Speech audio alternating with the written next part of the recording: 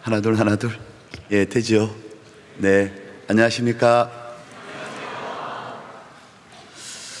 네, 반갑습니다. 같이 기도할까요? 네.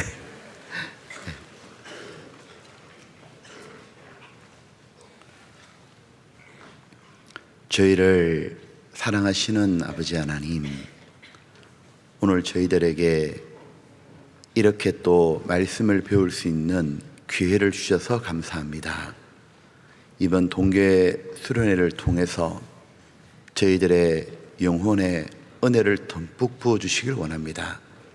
오늘 이 시간에도 언제나 그러셨던 것처럼 저희 마음을 터치해 주시고 저희 마음을 새롭게 해주셔서 저희들이 죄를 버리고 하나님 앞에 힘있게 살 수 있도록 저희들에게 일으켜 주시기를 간절히 바랍니다. 꼭 필요한 말씀, 우리에게 힘이 되는 말씀, 우리의 지성을 새롭게 하고 우리의 마음에 하나님을 사랑하는 마음으로 가득 차게 되는, 그래서 저희들이 꼭 하나님 뜻대로 살고 싶은 그런 의지를 주시기를 간절히 기도합니다. 모든 것 주님께 부탁드립니다. 저희를 사랑하시는 예수님 이름으로 기도드렸습니다. 아멘. 예, 성경 시편 107장을 찾겠습니다.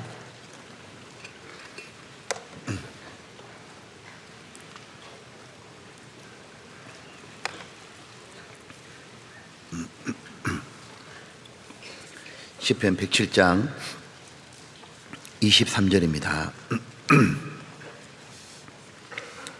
23절에 1절부터 해서 23절 25절까지입니다. 시편 107장 23절로 25절까지 한번 같이 읽어볼까요?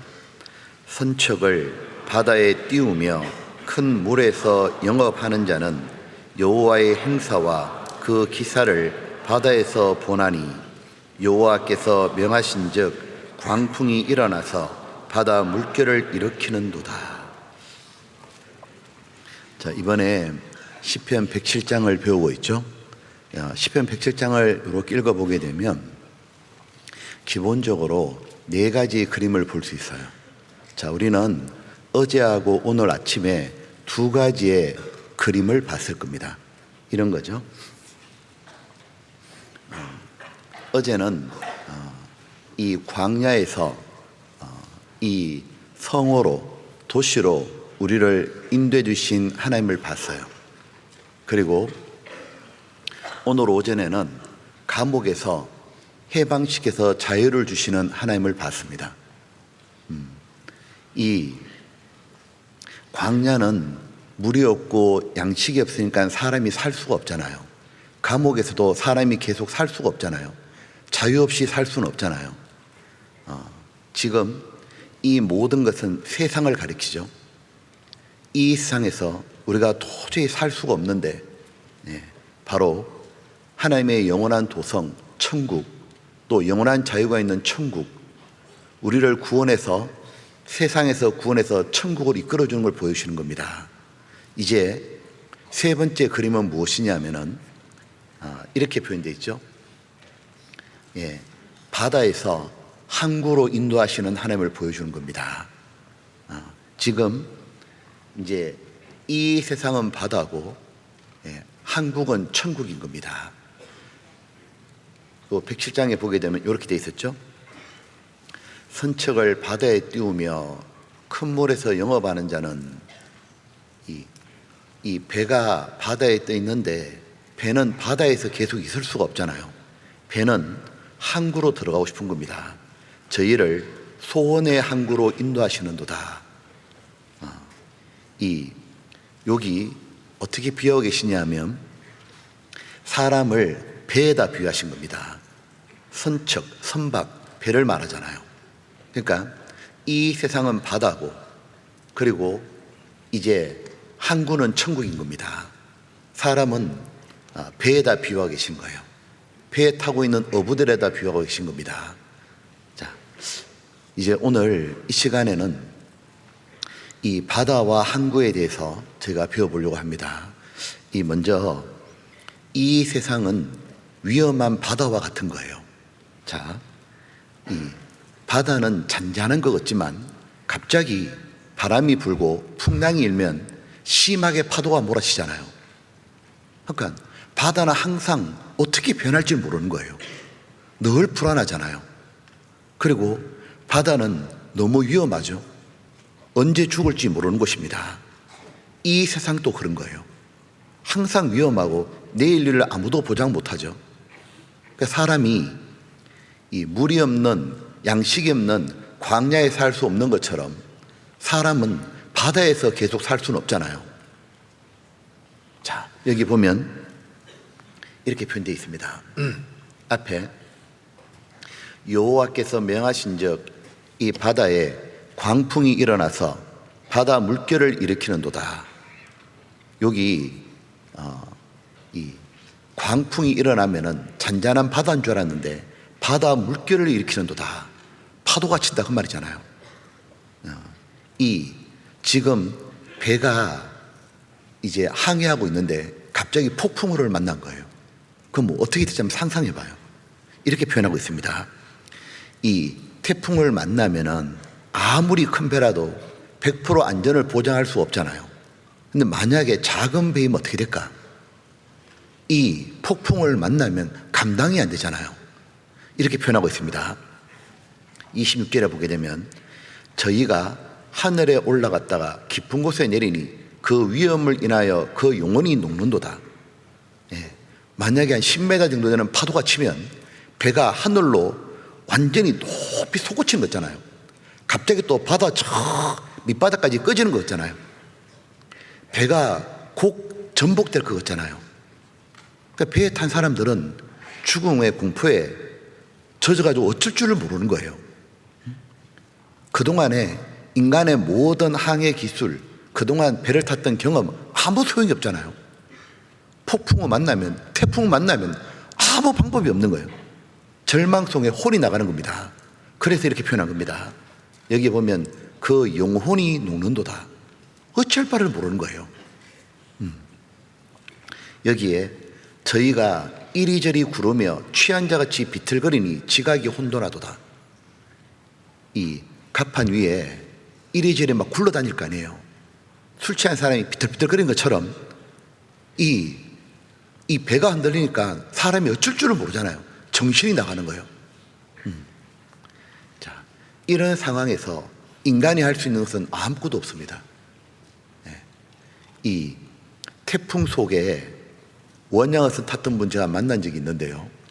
이 구원받은 형제이 뭐라고 하느냐면 원양어선을 타다가 한번 태풍을 만나니까 어떤 일이 벌어지냐면 그 태풍 속을 만나니까 전부 다 기도하고 있는 거예요. 뭐 베트남 사람, 태국 사람, 한국 사람, 중국 사람 아무 관계 없대요. 전부 다 뭐라도 붙잡고 전부 다 기도한대요. 왜냐하면 아무런 방법이 없으니까. 이 사람은 죽음의 지경에 이르면은 하늘을 부르고 찾게 돼 있잖아요. 이때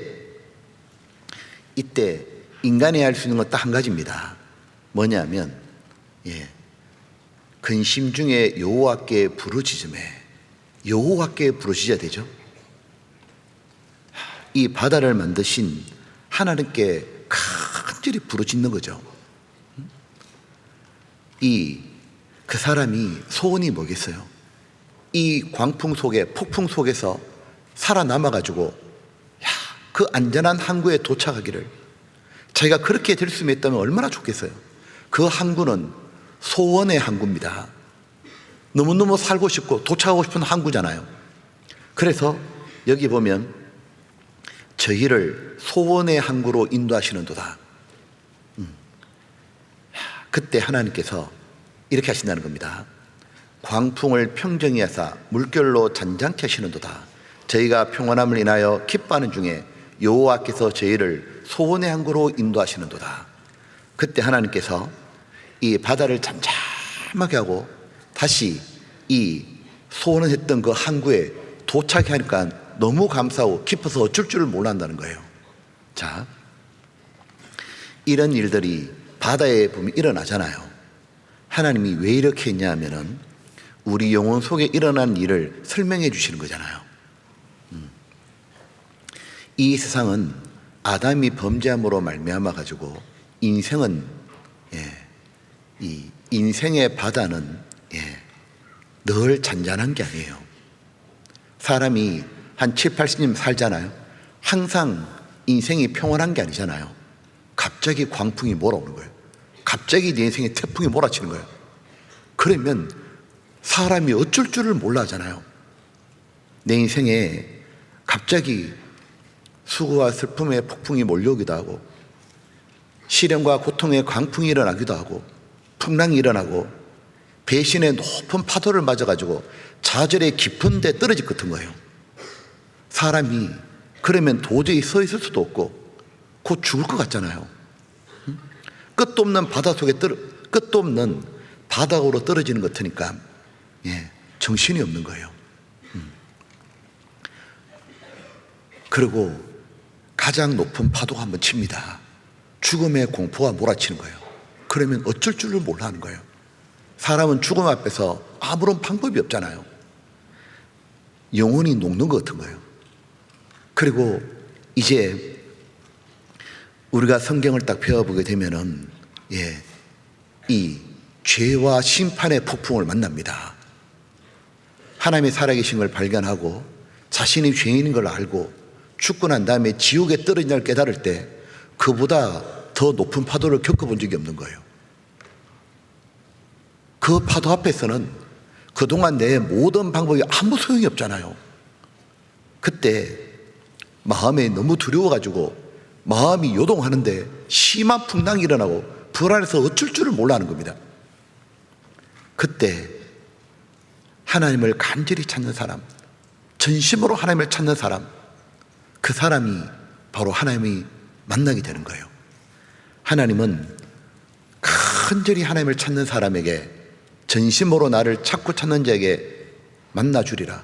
그 말씀대로 그 사람에게 바로 하나님은 예수님의 십자가의 대속을, 예수님이 십자가 피 흘려 돌아가셔가지고 죄가 영원히 사해져가지고 심판이 사라졌다는 걸 정말로 깨닫게 해주는 거예요.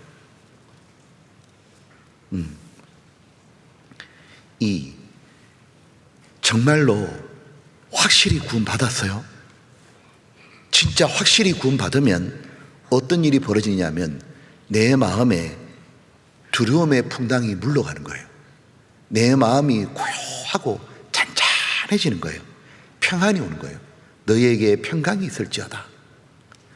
그리고 나는 조금 있으면은 안전한 항구인 천국에 가는구나.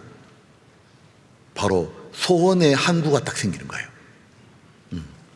그리고 하나님께서 자신의 영혼에 주신 일을, 그 귀한 일을 찬송하는 겁니다. 이렇게 돼 있죠. 31절에 여호와의 인자하심과 인생에게 행하신 귀한 일을 인하여 그를 찬송할지로다. 인생에게 행하신 가장 놀라운 일, 귀한 일. 자, 여러분의 인생에 가장 놀라운 일이 뭐였어요? 앞으로도 전에도 전무후무한 사건, 내 인생에 다시는 없는 사건. 저는 대학교 2학년 때였습니다. 바로 구원받은 날이었어요. 지옥 바닥으로 떨어지는 줄 알았는데 주님의 그 십자가를 처음으로 발견한 거예요. 그 주님의 십자가, 그리고 주님의 말씀, 소자야 네 죄사함을 받았느니라. 너희에게 평강이 있을지어다. 그 말씀이 순간 내 마음의 두려움을 싹 다 잠잠케 하는 거예요. 그리고 나도 천국에 갈 수 있구나. 나도 정말 천국에 가는구나. 그리고 이런 일이 벌어지는 겁니다. 그를 찬송할지라. 백성의 회에서, 백성의 모임에서 저를 높이며 장로대 자리에서 저를 찬송할지라. 구원을 딱 받고 나니까 제일 먼저 일어나는 마음이 뭐냐면 주님 너무 고맙습니다. 그리고 평강이 임하면서 나도 이제 천국 갈 수 있다. 언제 죽어도 좋다. 그리고 정말 주님이 고맙고 주님 은혜 보답하고 싶고, 그래서 교회에 와가지고도 주님만 높이잖아요. 나의 평생 자랑은 십자가뿐이로다. 평생 예수님만 높이고 예수님께 영광을 모두 돌려야겠다. 그 마음이 일어나는 겁니다. 보면 내 영혼을 이 강풍이 물어치는 죄와 죽음의 바다에서 구원해가지고 안전한 천국의 항구까지 그렇게 인도해 주는 분이 누구예요? 여호와 하나님, 바로 예수님이었던 거예요. 내 영혼에 가장 놀라운 일은 바로 예수님이 해주신 거예요. 예수님을 만났던 거예요. 이 신약 성경에 보게 되면 지금 여기 우리 시편 107장이잖아요. 여기에 지금 하시는 분이 여호와잖아요. 여호와의 행사와 그 기사를 바다에서 보나니, 놀라운 건 여호와의 행사와 기사를 바다에서 보는데 내 인생에서 봤고, 또 하나 이 여호와께서 누구셨냐면 예수님이었잖아요. 하나님이 사람으로 오신 분이 예수님이잖아요. 예수님이 2000년 전에 이스라엘 땅에 오셨을 때 여호와 똑같은 일이 한번 일어났죠. 여기 화면 한번 보셔요. 이런 일이 일어났습니다. 예수님이 2000년 전에 제 아들과 함께 배에 타고 갈릴리 바다에 나갔잖아요. 그때 갑자기 광풍이 불었습니다. 광풍이 불자 이게 물결에 부딪히니까 배가 뒤집어질 것 같은 거예요. 다 죽을 것 같을 때 이 제 아들이 예수님 깨웠잖아요. 주무시고 계시는데 우리의 죽게 된 걸 돌아보지 않으시나이까. 근심 중에 이 제 아들은 누구를 불렀냐 하면 바로 예수님을 불렀습니다. 근심 중에 여호와께 부르짖는 것처럼 이 위험한 상황에 예수님을 찾았잖아요. 그때 예수님께서 바람을 꾸짖으며 말씀하셨잖아요. 잠잠하라, 고요하라. 예수께서 깨어 바람을 꾸짖으시며 바다들이 이르시되 잠잠하라, 고요하라. 바람이 그치고 아주 잔잔하여지더라. 네. 그리고 제 아들을 한 명도 죽은 사람이 없죠. 모두 안전하게 원래 가려던 곳에 갔잖아요. 예수님이 두려워하는 제 아들에게 이렇게 말씀하셨죠. 어찌 이렇게 무서워하느냐? 너희가 어찌 믿음이 없느냐? 바로 예수님을 믿음으로 안전한 항구인 천국에 도착하는 겁니다. 그러니까 이 시편 107편에 이 여호와가 누구였냐면 바로 예수님이었던 거예요. 이 시편 107편을 기록하게 해주시고 그 여호와 하나님이 직접 2000년에 이 땅에 오셔가지고 요 상황을 그대로 보여주셨던 거예요. 그죠? 보면 이제 이 바다를 항해하는 배는요 항상 항구에 돌아가고 싶잖아요. 항구에 돌아가는 게 소원이잖아요. 그것처럼 구원받은 사람에게도 소원의 항구가 있습니다. 구원받은 사람 소원이 뭐예요? 어디 가고 싶어요? 천국에. 그리고 주님과 같이 영원히 있고 싶어요. 그리고 완전한 자유를 누리고 싶어요. 이 천국에는 위험이 없잖아요. 시련과 고통이 없잖아요. 불안할 일이 없잖아요. 다툴 일이 없잖아요. 죽음이 없잖아요. 바다 같은 곳이 아니잖아요. 그리고 죄에서 완전히 자유로워지는 곳이잖아요. 그래서 이 요한계시록 21장을 보게 되면 사도 요한이 뭐라고 말했냐면 보라 내가 새하늘과 새 땅을 보니 처음 하늘과 처음 땅이 다시 없어졌고 그 다음 뭐라 되어 있습니까? 바다도 다시 있지 않더라. 이 시편 107장을 그림으로 표현하면 이겁니다. 이제 배를 타고 항해하는 거예요. 가보니까 갑자기 폭풍이 몰아치잖아요. 배가 뒤집어질 것 같은 거예요. 이렇게 계속 배가 부딪힙니다. 이 구원받은 사람은 구원받고 난 다음에 또한 이 바다를 항해해서 천국까지 가는 사람인 겁니다. 그 가는 일 중에 보게 되면 출발했거든요. 보니까 폭풍이 몰아치고 부딪히고 그러면서 뭐냐면 마지막 천국의 항구로 들어가는 겁니다. 그러니까 구원받아 한마디로 말하면 쉘링, 항해하는 자들인 거예요. 자, 그리고 이제 이 시편 107장이 이걸 설명하는 거고, 또한 동시에 이 구원받은 사람은 이 바다를 항해하는 동안 뭘 하느냐면 영업을 하는 거예요. 시편 107장 하나 봅시다. 시편 107장에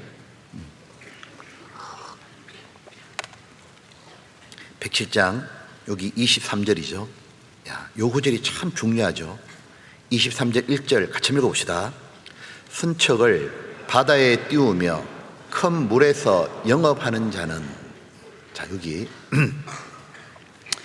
여기 보면 이래 돼 있죠. 선척을 바다에 띄우며 큰 물에서 영업하는 자는, 자, 이 배를 선박을 바다에 띄울 때는요, 왜 띄우느냐 하면 영업하려고 띄우는 거예요. 그럼 이런 거죠. 이 해상 무역하려고 바다에 띄우기도 하고, 또 물고기 잡기 위해서 어부들은 또 바다에 배를 띄우잖아요. 이 모두 다 뭐냐면 돈을 벌기 위해서 띄우는 겁니다. 자, 지금 성경이 이렇게 말씀하고 있죠. 이 큰 물에서 영업한다고. 큰 물은 바다를 말합니다. 즉 이 세상을 말하는 거예요. 그러면 구원받은 사람은 뭐 하는 사람이냐면 천국 항구에 도착할 때까지 항해를 하면서 이 바다라는 세상에서 영업을 하는 거예요. 자, 무슨 영업을 할까요? 예, 어떤 영업하는 거예요? 예, 어떤 영업하느냐 하면 이익을 남기려고 그러는 거예요. 예, 한 문화 가지고 10문화 남기려고 그러는 거예요. 하늘에 보물을 쌓아 올리는 영업하는 거예요. 자기에게 영원한 멸류관을 얻을 영업을 하는 겁니다. 나중에 천국 항구에 도착했을 때 주님께로부터 칭찬과 존귀와 영광을 얻는 그 영업을 하고 있는 거예요. 그 영업 중에서 가장 큰 이익을 남기는 게 뭘까요? 구원받고 신앙생활하는 것 중에서 하나님 앞에서 가장 큰 상 받는 게 뭐예요? 바로 영혼을 구원하는 일인 거예요. 이 마태복음 10장에 보게 되면 예수님 이렇게 말씀하셨죠. 이 소자에게 냉수 한 그릇 떠주는 것도 결탄코 그 상을 잃지 아니하리라. 냉수 한 그릇 떠주는 것도 주님이 기억하고 다 상으로 카운트한다 했잖아요. 형제 자매에게 잘한 것이 곧 내게 한 거라고. 주님은 다 형제 자매 잘한 것도 상 준다 그랬잖아요. 그러면 잃어진 영혼을 전도한 상은요, 그 상은 상상치 못할 거예요. 아마 어마어마할 겁니다. 내가 예를 들면 냉수 한 그릇 떠준 것도요, 주님의 마음을 갖고 냉수 한 그릇 떠준 것도 주님이 이거를 냉수 한 그릇 떠준 것도 기억하시잖아요. 근데 주님이 제일 귀하게 생각하는 한 사람의 영혼을 주님 품으로 인도했다면 그 상급은 진짜 어마어마할 거다 그 말이에요. 이 주님이 제일 기뻐하시는 일이 뭐예요? 죄인을 구원하는 일입니다. 누가복음 15장에 보게 되면 죄인 하나가 회개하면 하늘에서 회개할 거 없는 의인 99명을 인하여 기뻐하는 것보다 더하리라. 99명 구원받은 사람이 서로 교제하는 것도 하나님 기뻐하시잖아요. 그보다 하나님이 더 기뻐하는 게 뭐냐? 이 99명이 한 사람의 영혼 건지는 거다 그 말이에요. 지옥 가는 사람 한 사람 구원하는 것이 하나님 볼 때 제일 기쁜 일이라 그러잖아요. 이 히브리서 11장을 믿음의 장이라 하잖아요. 믿음으로 살았던 하나님 보실 때 위대한 영웅들이 쭉 기록되잖아요. 그 중에서 당연히 노아도 나옵니다. 이 노아는 하나님과 동행했잖아요. 노아가 몇 살까지 살았어요? 자, 일단 빨리 손 들고 대답해야죠. 노아 몇 살까지 살았죠? 네. 몇 살? 네? 뭔 말인지 못 알아들어봤다. 자, 노아가 950까지 살았잖아요. 자, 노아가 600세 때 홍수가 났고요. 나중에 950까지 살았습니다. 그런데 자, 저 보셔요. 그러면 노아가 그 긴 시간 살면서요, 이 주님과 함께 동행하면서 많은 시간을 보냈을 거 아니에요. 근데 가만히 생각해 봐요. 이 성경에 보게 되면 노아의 많은 모습이 나올 거 아니에요. 이제 950까지 살았으니까 하나님 볼 때 노아의 인생이 많을 거 아니에요. 근데 성경에 노아의 어떤 면을 기록했냐면 방주 만들어서 구원하는 일을 딱 기록했다고요. 왜요? 노아 인생 중에 그게 제일 위대한 일이었기 때문에 그런 거예요. 여기 보면 누가복음 15장에 죄인 하나가 회개하면 회개할 거 없는 의인 아홉을 인하여 기뻐하는 것보다 더 한다고 하나님이. 그리고 믿음으로 노아는 아직 보지 못하는 일에 경고하심을 받아 경외함으로 방주를 예배하여 그 집을 구원하였으니 노아의 인생을 한 줄로 표현하시는데 이렇게 딱 표현했습니다. 왜요? 노아의 인생 중에 가장 빛나는 게 뭐예요? 사람들을 구원하는 일이었거든요. 그러니까 하나님이 우리 인생을 쭉 보실 때 가장 귀하게 보시는 게 뭐예요? 다른 영혼을 구원하는 일이에요. 그 상은 상상치 못할 일인 거예요. 그러니까 하나님은 지금 우리한테 왜 이 세상에 이 바다 같은데 남겨놨냐면 영혼을 구원하라고, 가장 위대한 일을 하라고, 가장 영원한 영광을 얻으라고, 그 영업하라고 그런 거예요. 구원의 영업 말입니다. 이 어부들이 이가 똑같습니다. 예수님이 베드로를 부르실 때 베드로가 이제 물고기 잡고 있었잖아요. 근데 예수님께서 말씀하시기를 나를 따라오너라, 내가 너로 사람 낚는 어부가 되게 하리라. 이처럼 구원받은 우리들은 주님이 사람 낚는 어부로 부르신 겁니다. 이 공부하는 학생들은 여러분 2학 공부하잖아요. 2학이면 학교에서 1등 하고 싶고 2학이면 자기가 원하는 좋은 대학 가고 싶어서 공부하잖아요. 사업하는 사람은 돈을 많이 벌고 싶어 합니다. 어부가 배 타고 바다에 나가면 이왕 물고기 잡는데 가득 배에 채우고 싶잖아요. 만선의 기쁨을 누리고 싶잖아요. 그러니까 때로는 저 멀리 원양어선 타고 나가는 겁니다. 대서양 태평양까지. 구원받은 우리들도 너무너무 사람들을 구원하고 싶잖아요. 근데 이왕 구원할 것 엄청나게 많은 사람 구원하고 싶잖아요. 왜? 한 명만 구원해도 하나님 앞에 가장 기쁜 일이고 가장 영원한 상으로 돌아오는데 내가 30배, 60배, 100배의 열매를 거둔다면 얼마나 좋겠냐고요. 이 주님이 베드로를 사람 낚는 어부로 부르셨는데 베드로는 많은 사람 구원하기 원했잖아요. 그 정말로 베드로가 복음이라는 그물을 던져가지고 한 번에 3,000명, 5,000명 주님 품으로 인도했잖아요. 초대교회 성도들은요 많은 사람 구원하고 싶었기 때문에 예루살렘만 있지 않았잖아요. 예루살렘과 유다와 사마리아와 땅끝까지 내 정인이 되리라. 그 말씀대로 땅끝까지 가가지고 복음 전했고 수많은 사람 주님 품으로 인도했잖아요. 정말 영업 잘했잖아요. 정말 배를 띄우고 바다를 지나가는데 최고의 영업을 한 겁니다. 이 바다에서 영업한 사람 중에 최고로 영업 잘한 사람 꼽아라면 사도 바울인 겁니다. 사도 바울은 자기가 이 세상에 난 바다 항해하는 동안에 얼마나 큰 그물을 던져가지고 잡았는지 이랬잖아요. 유대인만 구원하고 싶었던 게 아닙니다. 이방인의 사도가 되었잖아요.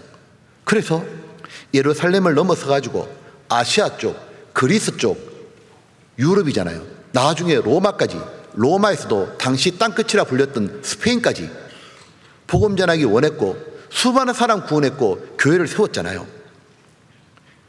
1700년대에 감리교 시작했던 분이 요한 웨슬레잖아요. 요한 웨슬레는 뭐라 말했냐면 세계는 나의 교구라고. 세계는 나의 교구라고. 일하라. 최선을 다 일하라. 이 진젠도르프는요 이 모라비안 교도 딱 만들어가지고 어린 양이 수고한 걸 거둬들이자. 그래서 우리가 땅끝까지 선교사 보내서 영혼을 건지자. 이왕이면 영업하는데 최대한 이익을 남겨야 되잖아요. 이 다니엘은 꿈이 뭐였어요? 자, 여기 고등학생들이잖아요. 다니엘이 성경에 보게 되면 다니엘이 바벨론에 붙잡혀 갔을 때가 한 15살, 16살 고등학교 1학년쯤 되거든요. 그때 다니엘이 꿈이 뭐예요? 사람은 꿈이 없으면 안 되잖아요. 자, 다니엘의 꿈은 뭐였을까? 여러분의 꿈은 뭐예요? 다니엘 꿈이 뭔지 몰라요? 다니엘이 고등학교 1학년 때 어떤 꿈을 꾸고 있었을까요? 다니엘은 이런 꿈을 꿨습니다. 이 꿈 말이에요. 이 꿈을 품었던 거예요. 많은 사람을 옳은 대로 돌아오게 하고 싶은 거예요. 자기가 이 땅에 있는 동안 많은 사람을 옳은 대로 돌아가고 싶은 겁니다. 왜? 별과 같이 영원토록 비치니까. 그리고 다니엘은 실제로 많은 사람을 옳은 대로 돌아오겠잖아요. 지금 또 다니엘 보고 다니엘 성경 읽고 사람들이 주님 품으로 돌아오잖아요. 지금 또 다니엘의 70일에 읽어보면서 성경이 사실이구나. 지금 또 다니엘 보면서 나도 다니엘처럼 살아야겠다. 많은 사람이 옳은 대로. 옳은 데가 있으면 그런 데도 있잖아요. 옳은 데는 하나님 편이 옳고 그런 데는 마귀 편이 나쁜 거잖아요. 영혼을 살리는 쪽이 옳은 거잖아요. 지금 또 다니엘은 영원토록 빛나잖아요. 이 보면 이 하나님께서 우리들을 왜 천국에 바로 데려가지 않고 이 땅에 남겨놨냐면 행복하게 살려고 남겨놓은 게 아닙니다. 왜냐하면 천국 가면 제일 행복하잖아요. 지금보다 내가 딱 죽어서 천국 가는 순간 행복이 시작되는 거잖아 진짜. 근데 왜 남겨뒀냐 하면 너가 좋아하는 사람, 네가 사랑하는 사람, 가족들, 엄마 아빠, 동생, 너 제일 친한 친구들 같이 천국 항구에 들어오라고, 데리고 오라고. 최대한 많은 사람 구원해가지고 너의 영원한 영광을 준비하라고. 주님이 칭찬과 존귀와 영광을 주실 때 얻으라고. 최대한 영업하라고. D.L. 무디가 그랬잖아요. 이 죄가 아니라면 모든 거 다 동원해서 영혼을 구원해보자. 이 물고기 잡으러 나갔던 배가요, 항구에 돌아올 때 그때 이 항구에 사람들이 막 다 기다리고 있습니다. 이거 한번 보셔요. 이렇게 이제 멀리 이제 물고기 잡으러 갔다가 돌아오는 거예요. 그럼 백고동 소리 빡 울리고 돌아오면 오는데 갈매기들이 막 달라붙잖아요. 이 배에 고기가 많다는 얘기예요, 적다는 얘기예요? 이것이 바로 배에 고기를 가득 채웠을 때 만선 그러잖아요. 그래서 만선의 기쁨이라는 게 있는 거예요. 그러면 딱 들어올 때 봐요. 표정. 여기에 가득 채워 들어올 때 가지고 들어오면서 다 웃잖아요. 그리고 항구에 기다리는 분들도 다 같이 너무 반갑게 웃는 거예요. 그리고 보면은 이 어부들은 물고기 잡았던 거 있잖아요. 고생했던 거 하나도 생각이 안 나. 너무 좋으니까. 자, 한번 생각해 봐요. 우리도 이제 곧 천국의 항구에 도착해요. 그날이 지금 너무 가까운 시대에 살고 있잖아요. 백고동 소리가 들리는 거 있잖아요. 이제 곧 주님을 만날 거 있잖아요. 자, 나는 한번 물어보는 겁니다. 지금 이대로 천국에 도착해도 괜찮아요? 보면 빈 배가 항구에 들어오면은 참 부끄럽잖아요. 물고기 잡으러 갔는데 한 마리도 못 잡고 빈 손으로 들어온다면 참 부끄럽잖아요. 한번 생각해 보는 거예요. 저도 제 자신도 돌아보면서 혹시 내가 지금 빈손으로 천국으로 가고 있지 않아요? 한 사람의 영혼도 내가 구원하지 못한 채, 주님 품으로 인도하지 못한 채 빈손으로 내가 천국에 간다면, 내 혼자서 주님 뵙는다면 그건 너무너무 아쉽지 않아요? 이 C.C. 루터라는 분이 있는데 이런 시를 적었더라고요. 빈손으로 가야 한단 말인가? 나의 구주를 이어같이 배워야 한단 말인가? 한 영혼도 주님께 인사시키지 못하고 빈손으로 가야 한단 말인가? 빈손으로 가야 한단 말인가? 나의 사랑하는 주님을 이렇게 배운단 말인가? 하루도 주님께 제대로 드려보지 못하고 선물 하나 주님 발 앞에 드려보지 못하고 한 명의 영혼도 주님께 인사시키지 못하고 이대로 가야 한단 말인가? 빈손으로 가야 한단 말인가? 너무너무 원통하니까. 만약에 내가요, 많은 사람을 같이 인도해가지고 구원해가지고 천국 항구에 딱 도착한다면, 그때 주님을 딱 뵙는다면 그날은 기쁨은 주체할 수가 없을 거예요. 나도 너무 기쁠 거고, 날 기다리던 주님도 너무 기뻐하실 거고, 나와 함께 천국에 들어간 내가 전도했던 사람들도 너무 기쁘고. 사도 바울이 말했잖아요. 나의 기쁨, 나의 멸류관이 무엇이뇨? 바울이 전도했던 성도들이었습니다. 한번 생각해 봐요. 진짜 한번 생각해 봐요.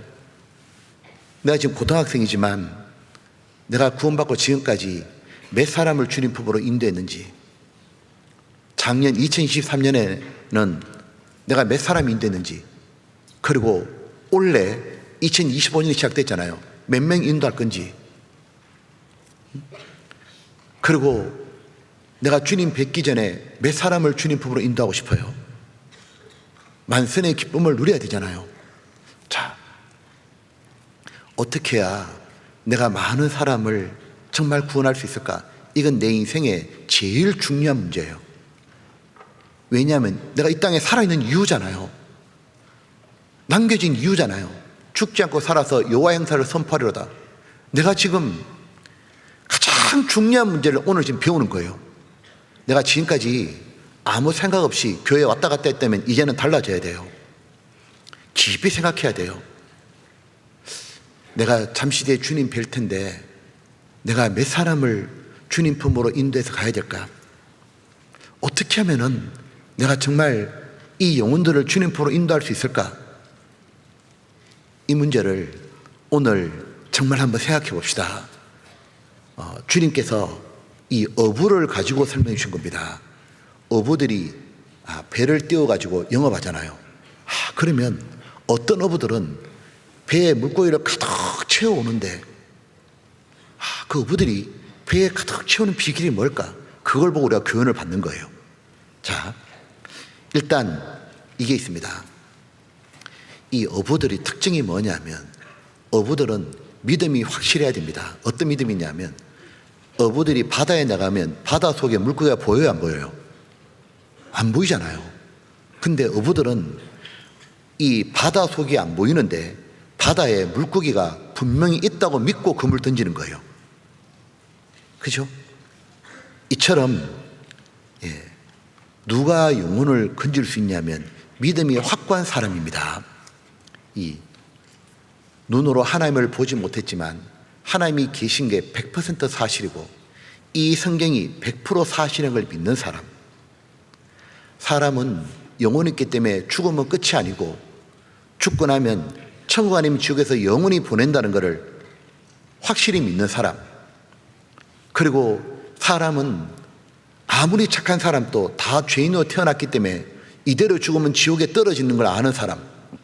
그런데 예수님께서 영원히 십자가의 죽음으로 영원히 속죄하셔가지고 누구든지 이 복음을 믿기만 하면 어떤 사람도 어떤 죄인도 이 천국 갈 수 있다는 걸 확실히 믿는 사람, 바로 구원받은 사람이라 해야 되는 거예요. 그리고 또 누가 물고기 잡으러 가느냐 하면 물고기의 가치를 알아야 잡으러 가는 겁니다. 이 보면 그 킹크랩 잡는 거 보셨어요? 이 북해에 킹크랩을 잡으러 나가더라고요. 킹크랩이 한 마리 굉장히 비싸잖아요. 근데 그 바다에 킹크랩 잡으러 나가는 거 보니까 이거 목숨을 걸어야 돼요. 이거 한번 보셔요. 알래스카 킹크랩잡이 배를 타기 위한 조건입니다. 킹크랩 배를 타기 위해서는 특별한 자격은 필요 없고 강한 체력과 정신력만 있으면 됩니다. 근무 기간은 2에서 4개월, 하루 12시간에서 20시간까지 바다에서 일해야 하고 시즌이 끝날 때까지 육지로 돌아오지 못하는데요. 급여는 시즌당 6천만 원 정도이지만 킹크랩의 시장 가격이 높을 때는 하나로 1억 이상도 벌 수 있다고 합니다. 하지만 근무 환경은 매우 위험한데요. 높은 파도와 추운 날씨, 그리고 작업 중 바다에 빠지면 구조되는 것을 포기해야 될 수도 있어요. 대신 해양보험에 가입되어 있어서 사망 시에는 유족에게 수백만 달러까지 보상이 지급된다고 하네요. 킹크랩 선어는 높은 수익을 올릴 수 있지만 목숨을 걸어야 하는 직업인데 한번 해보실래요? 예, 잘 봤죠? 보면, 이제 잘 버는 사람 있잖아요. 킹크랩 잘 만나면 그 한 4개월 일하고 1억 이상 번대요.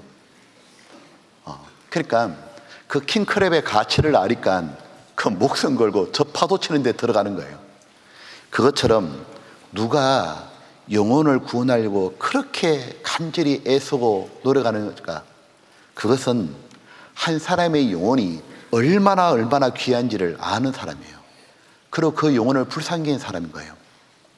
세상에서 가장 귀한 게 뭘까요? 세상에서 가장 귀한 것은 천지 만물이 아니에요. 우주와 이 지구도 아니에요. 왜냐하면 천지 만물은 다 없어져요. 언젠간 다 사라져요. 근데 한 사람의 영혼은 영원히 사라지지 않아요. 지금 내 옆에 있는 사람들 있잖아요. 우리의 가족들 있잖아요. 내 친구들, 학교에 나와 친한 친구들 있잖아요. 그 친구는 영원히 사라지지 않아요.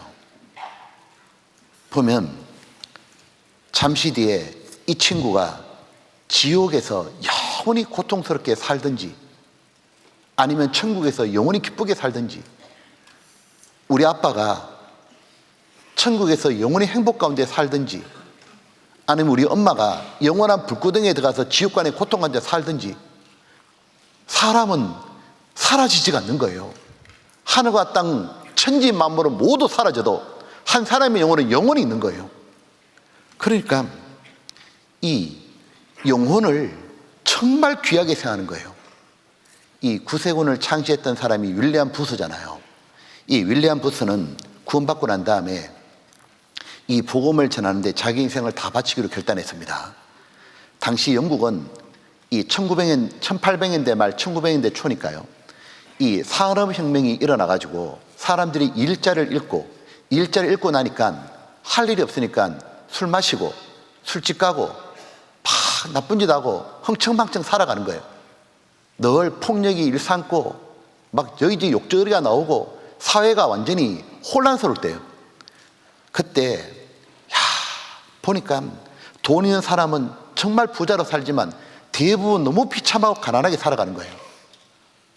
그때 다 보니까 윌리엄 부스가 자기는 저 빈민굴에 사는 사람, 술집에 사는 사람, 아동학대하는 사람, 저 가난하고 타락한 사람들에게 복음을 전해야겠다. 그냥 전하면 안 되겠고 군대처럼 만들자.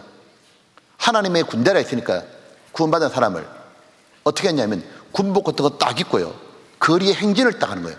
술집으로 쳐들어간 겁니다. 술집 거리로 군악대 울리면서. 그게 그 유명한 구세군 셀브레이션 아미예요. 셀브레이션 아미를 만들어서 구세군 만들어가지고 딱 들어갈 때 슬로건이 뭐냐면 가라 영혼에게로, 극악한 자에게로. 그게 슬로건이에요. 그래서 이 전도를 하러 가니까 당연히 술집 사장은 싫어하잖아요. 돌 던지는 거예요. 막 집어 던지고 패고, 그 구세군 하다가 사람들이 죽었잖아요. 근데 전도하고 모금운동 해가지고 구원받은 사람에게 직장 마련해주고 일터 마련해주고 지원해가지고, 왜? 그 삶에서 벗어나게. 이렇게 하다 보니까 그 당시에 이 윌리엄 부스의 강력한 전도로 많은 사람이 구원받고, 이 구원받은 사람이 생활이 바뀌니까 영국 사회가 변화가 된 겁니다. 그때 이 영국의 에드워드 7세 왕이 1904년도에 이 윌리엄 부스를 이 궁으로 초대해요. 그리고 당신 덕분에, 당신의 그 수고와 희생 덕분에 지금 사회가 달라졌다고. 그러면서 뭐라고 하느냐면 어떻게 그렇게 살 수 있냐고. 그러면서 윌리엄 부스에게 한 이렇게 기념 앨범 같은 걸 딱 내줘요. 그리고 여기에다가 좀 한마디 적어달라고. 그때 윌리엄 부스가 이렇게 적었습니다. 폐하, 어떤 사람의 야망은 예술입니다. 어떤 사람은 명성이 야망입니다. 어떤 사람은 음악이 야망이고 어떤 사람은 황금의 야망이 있습니다. 폐하, 나의 야망은 사람들의 영혼입니다. 이 보면 바로 나의 열망은 영혼 구원에 있다. 하나님의 빛도 없이 소망이 없는 영혼이 한 사람이 있는 한 나는 사울이 끝까지 사울이. 이게 윌리엄 부스입니다. 이 보면 결국은 뭐냐면 누가 영혼을 구원하는 어부가 되느냐 하면 하나님을 믿고 성경을 믿고 예수님 믿고 구원받은 사람, 성령으로 거듭나서 영혼을 불쌍히 한 사람, 바로 확실히 구원받은 사람인 거예요. 자신이 구원받은 경험이 있어야 다른 사람도 구원할 수 있는 겁니다. 가만히 생각해 봐요. 예수님이 이 땅에 오셨을 때 당시에 성경을 가르치던 서기관들 있잖아요. 당시에 종교적 열심이 그렇게 많았던 바리새인들 있잖아요. 그들은 성경 암송을 줄줄줄 했습니다. 근데 예수님이 오셔가지고 그런 사람을 사람 낚는 어부로 부르지 않고 이 금을 던지던 베드로를 바로 주님의 제자로 사람 낚는 어부로 부르셨잖아요. 그 이유가 뭡니까? 베드로는 그들과 다른 게 한 가지 있습니다. 베드로는 예수님이 누군지를 알아봤잖아요. 예수님이 물어봤죠. 마태복음 16장에 사람들이 나를 누구라더냐 쭉 물으시면 갑자기 툭 묻잖아요. 베드로에게도 너희는 나를 누구라느냐, 너는 나를 누구라 생각하느냐. 그때 베드로가 주는 그리스도시요 살아계신 하나님의 아들이십니다. 바로 확실히 구원받은 사람, 믿음이 확실한 사람, 예수님을 정말 아는 사람, 그 사람이 영혼을 낚는 어부가 되는 거예요. 저는 묻고 싶어요. 여러분은 정말 예수님을 알아요? 여러분 정말 구원받았어요? 여러분 하나님이 살아계시다 믿고 성경이 사실이라고 믿고 천국 지옥이 있다고 믿고 예수님의 영원한 속죄를 정말 믿어요? 여러분의 가족이 구원받지 못하면 영원한 지옥으로 떨어진다는 걸 정말 믿어요? 여러분이 믿고 확실히 구원받았다면, 그 구원받은 게 확실하다면 어부들이 물고기 잡으려고 그물을 던지는 것처럼 여러분들은 자신의 모든 걸 던져가지고 영혼을 구원하고 싶은 마음이 있을 거예요. 아마 이런 마음 없어요? 혹시 여러분 엄마나 아빠가 구원 못 받았어요? 여러분의 가족이 구원 못 받았어요? 여러분이 제일 친한 친구가 구원 못 받았어요? 만약에 우리 엄마가 구원 못 받았는데 엄마가 구원 받을 수 있다면 내가 대신 죽어도 좋겠다, 그 마음 있지 않아요? 아니 내가 죽어가지고 엄마가 구원 받는다면 죽지, 그렇지 않아요? 내가 만약에 우리 엄마나 아빠가 또는 내 동생이 누구라도 구원받을 수만 있다면 내가 뭘 해서 된다기 만다면 그렇게 하고 싶잖아요. 뭐가 아까워요? 돈이 아까워요? 시간이 아까워요? 물질이 아까워요? 하나도 아까운 게 없어요. 생명도 아깝지 않잖아요. 우리 엄마가 구원 받는다는데. 보면 그렇게 영혼을 구원하고 싶은 마음, 그 마음이 바로 주님의 마음이에요. 주님은 구원받은 사람에게 주시는 선물이 바로 예수님의 마음을 주시는 거예요. 그래서 하나님은 어떻게 일하시냐면 하나님 마음과 똑같은 사람하고 일을 하셔요. 하나님 이렇게 말씀했잖아요. 내가 이세 아들 다윗을 만나니 내 마음에 합한 사람이라 내 뜻을 다 이루게 하리라. 하나님이 보실 때 다윗은 하나님 마음과 똑같다는 거예요. 내 마음과 똑같다는 거예요. 지금 하나님 마음과 똑같은 사람이 있습니다. 하나님 마음처럼 모든 사람 구원받기를 간절히 바라는 사람, 어떻게 해서라도 영혼을 구원하고 싶은 사람, 그게 바로 구원받은 사람의 마음이에요. 그 마음을 하나님이 구원받은 사람에게 주시는 거잖아요. 자, 고린도전서 2장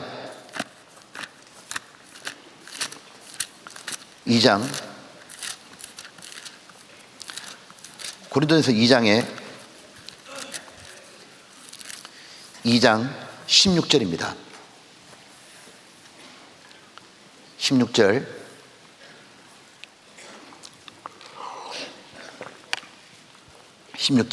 같이 읽어볼게요. 누가 주의 마음을 알아서 주를 가르치겠느냐? 그러나 우리가 그리스도의 마음을 가졌느니라. 여기 16절에 주의 마음을 알아야 주를 가르치는데 여기 뒤에 그러나 우리가 그리스도의 마음을 가졌느니라. 이것이 바로 구원받은 사람이 주시는 하나님의 축복인 거예요. 이 지금 여기에 앉아있는 분들 중에 그리스도의 마음이 없다면 그분은 정말 참으로 거듭나야 돼요. 근데 한 가지 이거 봐요. 어떤 분은 그리스도의 마음인데 나는 없어요. 그럼 누가 문제예요? 자신이 문제인 거예요. 성경이 문제가 아니에요. 확실히 거듭나지 못하는 이유가 있잖아요. 진정으로 구원받길 바라지 않으니까 구원이 안 되는 겁니다. 하나님은 바로 확실히 구원받은 사람을 바로 어부로 부르시는 거예요. 사람의 영혼을 낚는. 자, 그리고요, 또한 이게 있습니다. 어부들은 이제 배를 타고 바다에 나가잖아요. 근데 바다에 나가기 전에 어부들의 마음은 어떨까요? 장난하는 마음으로 안 갑니다.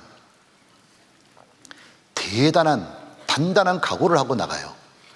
왜냐하면 이 파도가 출렁이는 있잖아요. 그 배 위에서 그물을 던지고 다시 그물 거두는 거는 굉장히 힘들어요. 그럴 거 아니에요? 육지에서 하는 것보다 훨씬 더 힘들 거 아니에요. 왜? 배가 늘 출렁출렁 요동하니까 거기에 그물 던지고 그물 구들니까 얼마나 힘들어요. 때로는 이 밤에 그물 던지고 거둬야 될 때도 있어요. 밤새 조업하느라 잠을 못 잘 때도 있고, 또 음식도 편안하게 먹을 수가 없어요. 시간도 따로 있는 게 아니잖아요. 그냥 잠깐 쉬고 밥 먹고 잠깐 쉬고 자고 또 그물 던져야 돼요. 그리고 거센 파도와 추위도 견뎌야 돼요. 아까 킹크랩 보셨잖아요.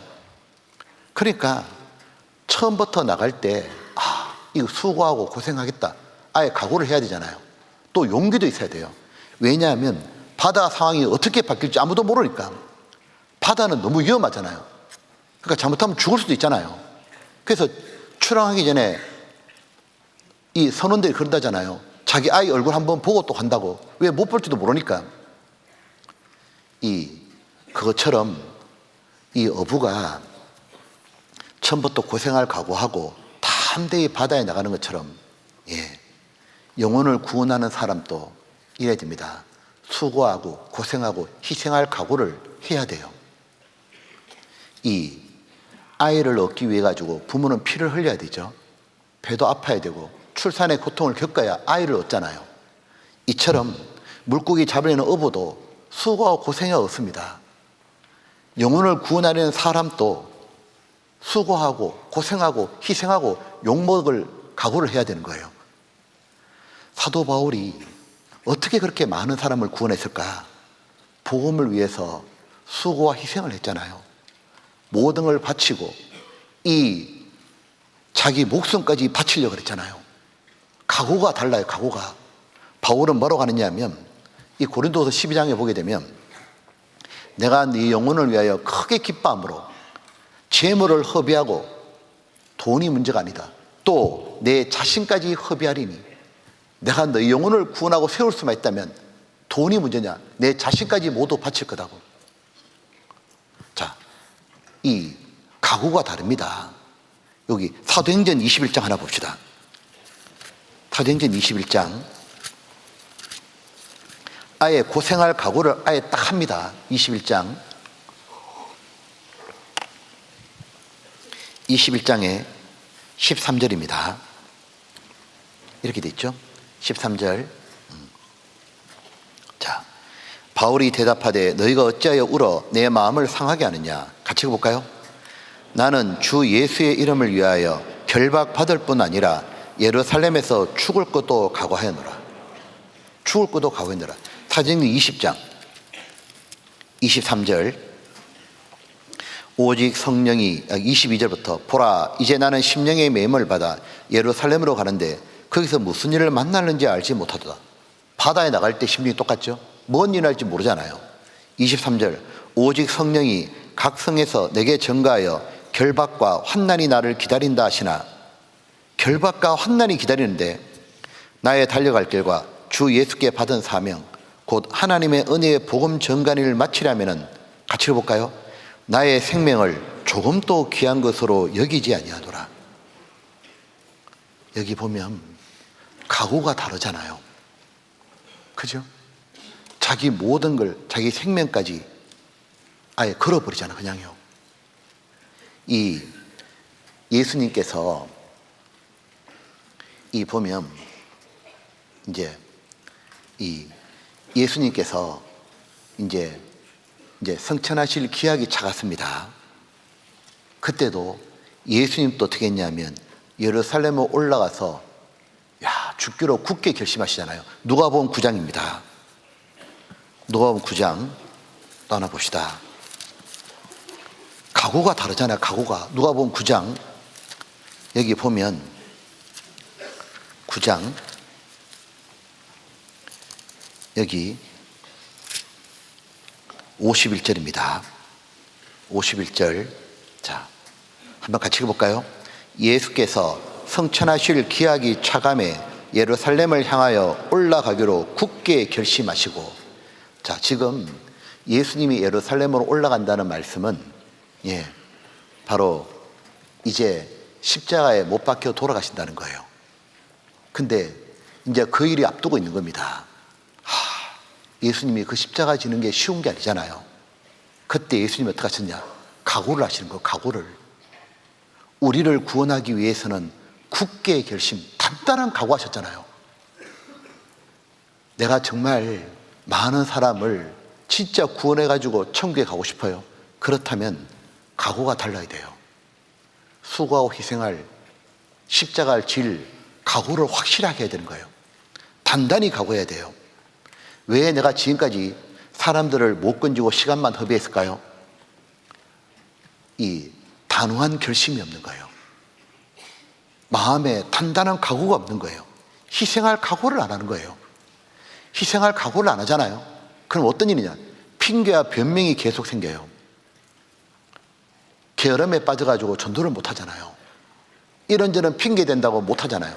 사실은 핑계가 될 게 아니라 내가 정말로 고생하고 수고하고 희생할 각오가 없는 거잖아요. 예수님도 정말 단단히 각오하시고 십자가 지셨는데, 사도 바울도 이 복음 전하기 위해서 내가 죽을 것도 각오했는데, 어부들도 바다에 나갈 때 고생할 각오하고 죽을 각오하고 나가는데, 우리도 그 귀한 영혼을 건지려고 한다면 내가 단단한 결심 없이 되겠냐고. 내가 왜 그동안 못 건졌겠냐고요. 이유는 뭐냐면 정말 영혼을 건져야겠다, 그 단단한 마음이 없는 거예요. 그러니까 한번 들어볼래? 말씀 안 듣는다면 그만인 거예요. 그게 아니잖아요. 그렇게 가지고는 건질 수가 없잖아요.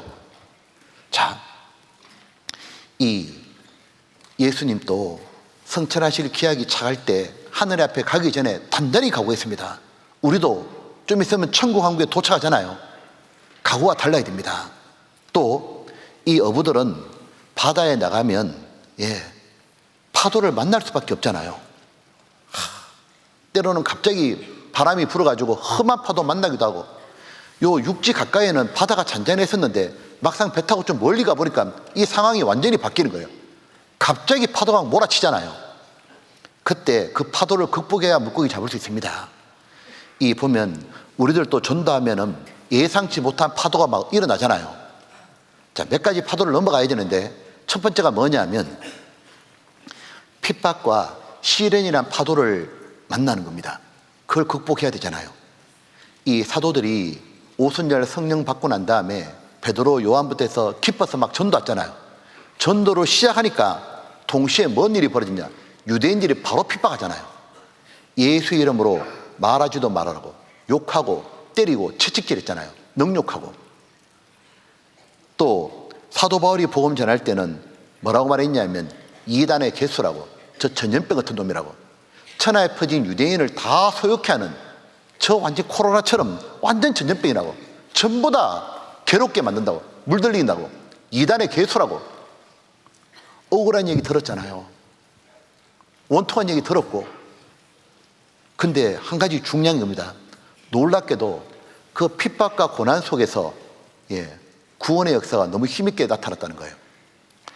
사도행전 7장에 보게 되면 복음을 전하다가 최초로 순교한 분이 나오죠. 스데반 집사님이에요. 스데반 집사님이 막 유대인들에게 복음 전하는데 유대인들이 이를 갈더니 돌 던져 패 죽였잖아요. 근데 그 엄청난 핍박으로 어마어마한 물고기가 잡힌 거예요. 어떤 물고기가 잡혔냐면 사도 바울이 구원받았잖아요. 그 사건으로 인해 가지고 거기 현장에 있던 사도 바울이 구원받고 난 다음에 평생 그 사건 잊지 못하고 나는 죄인 중에 괴수라고 평생 전도했잖아요. 야, 사도행전 8장에 보게 되면 스데반이 선교하고 그다음에 예루살렘 교회에 핍박이 일어나가지고 그 예루살렘 교회 성도들이 오생 흩어졌잖아요. 흩어져 가지고 복음을 전하니까 이 복음이 예루살렘, 유다, 사마리아 땅끝까지 전해졌잖아요. 야, 핍박을 하면은 근데 핍박의 파도가 치는데 복음은 더 잘 전해지는 거예요. 사도 바울의 눈물겨운 희생, 고난을 통해 가지고 수많은 사람들이 구원받고 교회가 세워지고 성교의 문이 열렸잖아요. 이거 한번 보셔요. 왜 사도 바울인지. 사도 바울이 바다에서 영업하는 것처럼 보입니다. 이래 돼 있죠. 유대인들에게 왜 사도 바울한테 이렇게 전도 역사 많이 나타나는지. 유대인들에게 40에 하나 가만매를 5번 맞았으면 40에 하나가 빠지면 39대입니다. 39대를 5번 맞았다고. 이번에 끌려가서 39대 맞고 또 전도하다가 끌려가 또 39대 맞고 이걸 5번이나 했고 3번 퇴장으로 맞고 3번 채찍질을 당했다는 거예요. 채찍 끝에 나비 박혀 있는데 그걸로 내가 3번 맞았고 한 번은 돌로 맞아 죽었잖아요. 다시 살아났죠. 3번 파선하는데 배가 침몰했잖아요. 배 타고 가다가 일주일을 기품에 지냈으면 하루 종일 밤낮 배 위에 떠다녔는데 이게 어딘지도 모르겠고 죽은지 사는지도 모르겠고 전도하러 가려면 옛날 배를 타고 다른 대로 건너가야 됐잖아요. 여러 번 여행에 강의 위험과 말랐던 강이 건너고 있는데 갑자기 물이 불어가지고 계곡물이 불어가지고 강물에 휩쓸려 버릴 뻔했고 강도들이 나타났고 동족 유대인들이 핍박했고 이방인의 위험과 이 이방인 중에 우상 숭배하는 사람들을 사도 바울이 전도하게 되면 우상을 다 버리고 구원받고 이런 일이 벌어지잖아요. 핍박했고 시인의 위험과 광야의 위험과 바다의 위험과 당시에 배가 그렇게 안전한 게 아니잖아요. 그 형제 중에 위험을 당하고 여기 27절 보게 되면 바다에서 조업하는 모습입니다. 수고하며 애쓰고 여러 번 자지 못하고 줄이며 목마르고 여러 번 굶고 춥고 헐벗어노라.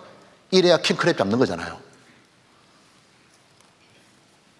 보면 너무 놀랍게도 저 핍박과 고난 통해 가지고 교회들이 탄생한 거예요. 그렇구나. 핍박의 파도는 불어오는구나. 시련의 파도는 불어오는구나. 하지만 그럼에도 불구하고 복음의 항해를 하잖아요. 그러면 어마어마한 물고기를 잡는다 그 말인 거예요. 그 북해도에 항해를 하니까 어마어마한 킹크랩 비상을 잡았잖아요. 이후로도 2000년간 역사 속에서 마귀가 계속 구원받은 사람의 전도를 해발로 핍박을 했잖아요. 그때마다 그리스도인들은 전도의 항해를 멈추지 않았어요. 그래서 복음이 나에까지 온 거예요. 좀 더 좁혀보면 우리 교회가 1983년에 시작되었잖아요. 한 40년간 지나갔잖아요. 교회 처음 시작할 때 숫자가 너무 작아서 너무 미약했잖아요. 여러분의 부모님 세대 말이에요. 할아버지 세대 때 숫자가 너무 적었습니다.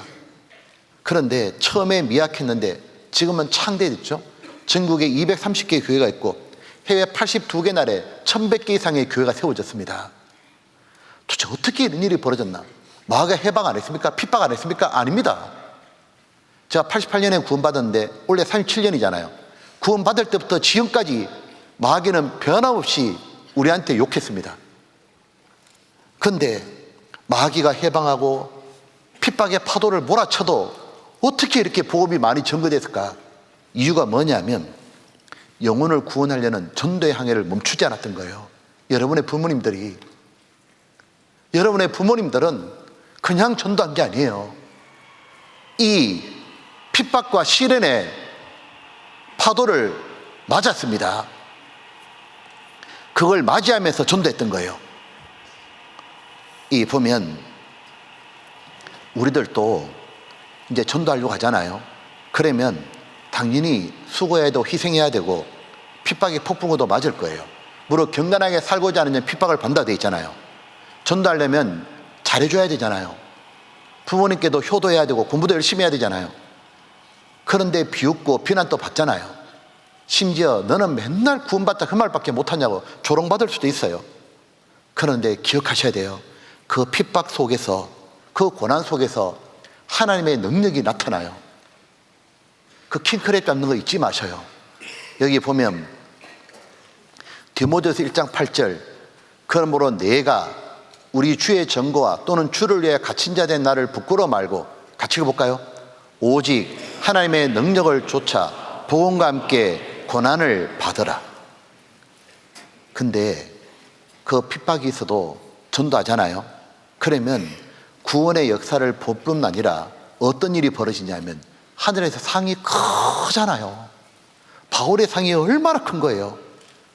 예수님이 말씀하시기를 나를 인하여 너희를 욕하고 핍박하고 거짓으로 모든 악한 말을 할 때는 너희에게 복이 있나니 기뻐하고 즐거워하라. 하늘에서 너희 상이 큼이라. 근데 한 가지 생각해 볼게요. 만약 어부들이요, 야, 그 풍랑이 치고 파도가 칠 텐데, 아유, 힘들 텐데, 그렇게 생각하고 물고기 잡으러 바다에 안 나갔다고 해봐요. 그러면, 예, 집에 가만히 있으면 풍랑은 맞이하지 않아요. 파도는 안 부딪혀요. 근데 편안하거든요. 한 가지 확실한 건 물고기는 한 마리도 못 잡아요. 마찬가지로 우리가 입을 다물고 있으면, 예, 시련의 파도는 불어오지 않아요. 근데 한 가지 확실한 건 한 명도 구원 못해요. 그리고 천국 갈 때 영광이 없잖아요. 시련의 파도가 있지만, 예, 복음의 금을 내리는 사람은 영혼도 건지고 영원한 영광도 하나님께 큰 상을 받는 거예요. 그리고 또 우리가 보면은, 예, 아무리 광풍이 불어도 상관없어요. 전도하다가 우리한테 별소리 해도 아무 관계 없어요. 왜요? 예수님이 우리 배랑 같이 타고 있잖아요. 아까 예수님이 제 아들하고 그 배에 같이 타고 있었잖아요. 예수님이 고요하라, 잠잠하라, 바다가 멈췄잖아요. 우리가 시내에 파도가 있고 전도하다 보면 어려움이 있지만은 주님이 같이 계시니까 때가 되면 주님이 다 잔잔하게 고요하게 만들어 버립니다. 주님이 같이 계시니까, 주님 의지하고, 예, 주님의 선장으로 계시니까, 예, 나가면 되는 거예요. 그리고 또 하나가 뭐냐면, 어떤 파도를 만나느냐 하면, 예, 실망의 파도, 낙심의 파도도 만납니다. 어부들이 매번 출항할 때마다 고기를 많이 잡으려고 갔잖아요. 만선의 꿈을 꾸고 나갔는데, 예, 빈손으로 돌아올 때도 있는 거예요. 어떤 날은 완전히 허탕치는 날도 있습니다. 근데 어부는 오늘 물고기 못 잡았다고 포기하지 않죠. 내일 또 나가요. 그렇게 계속 가다 보면 바다가 물고기를 내어주는 그 기쁨을 누리잖아요. 그래서 어부들의 특징이 뭐냐면 인내심이 대단하다는 거예요. 어부들은 포기를 안 해요. 오늘 못 잡았다고 이 어업을 접질 않습니다. 자, 이건 중요한 거예요. 우리가 전도하다 보면 실망의 파도를 만나요. 내가 너무너무 친구한테 잘해줬거든요. 부모님께 너무너무 내가 잘하고 있거든요. 근데 한번 말씀 들어보자면 시끄럽다. 나한테 이런 말 하지 말라고. 실망하고 또 한 번은 그래 들어줄게 언젠데 약속했는데 딱 그날 오니까 안 간다 그러는 거예요. 못 간다 그러고. 그럼 마음이 실망되잖아요. 또 겨우 약속 받아가지고 집회 데려왔고 근데 들었는데 어떻게 했냐? 말씀을 듣는데 계속 졸고 있는 거예요. 하나도 안 들어. 나중에 하는 말이 나 이제 들어줬지? 끝이야? 너무너무 실망되는데 그래도 아유 한 번은 그럴 수 있지.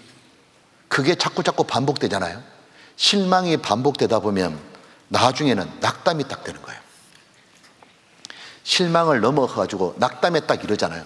그럼 어떻게 했냐? 복음의 항해를 멈추고 싶은 거예요. 왜? 힘드니까.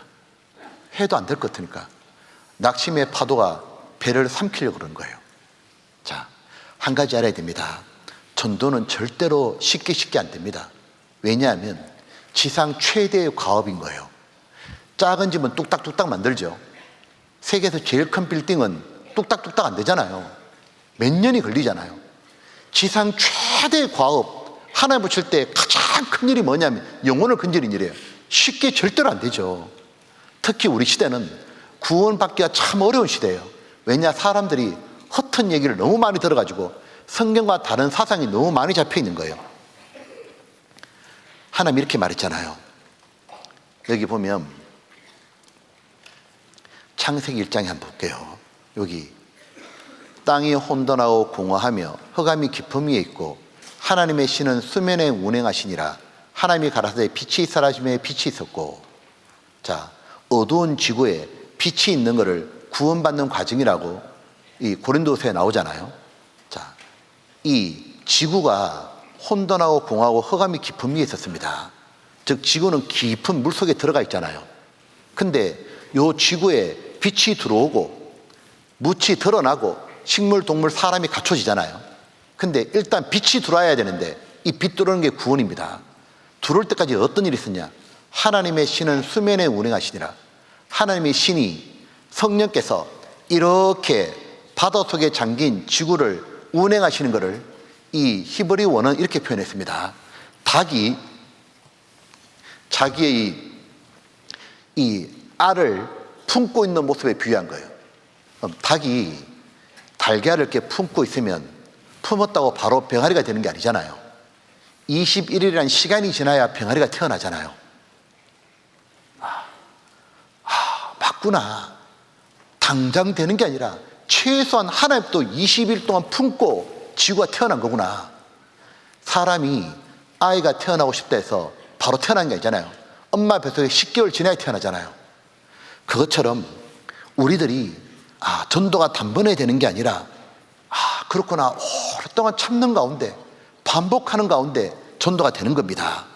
여기 보면 갈라디아 6장에 우리가 선을 행하되 같이 읽어볼까요? 낙심하지 말지니 피곤하지 아니하면 때가 이름에 거두리라. 왜냐하면 낙심의 파도를 부딪히는 거예요. 그때도 피곤하지 않으면 계속 행하면 때가 이름에 거두리라.